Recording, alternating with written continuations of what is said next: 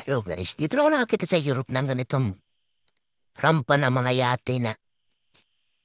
Yan no, tingnan mo. Floating. Di ko alam kung ano yung supply ng linyada na yan. Kung hangin ba yan, nagkapalutan yan o ano. Si may linya siya, yan no. Yan. Alam mo, kagaya sa Pilipinas, mga dali.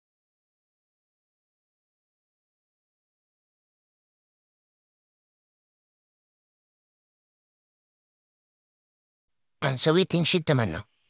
Pwede ka mag-charge ng cellphone pag nalubot ka na. Yung mga wireless na cellphone. Meron din sa USB. Karon dito kahit sa Europe, yung mga waiting sheet may charging port.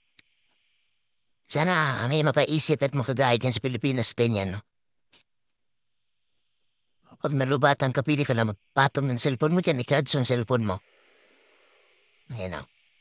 Yan ang sila dito kahit.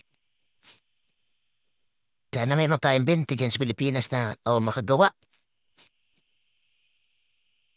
Mga ganyan na. Diba? Ang galing. Kung wireless ang cellphone mo, patong mo lang dyan, charge na.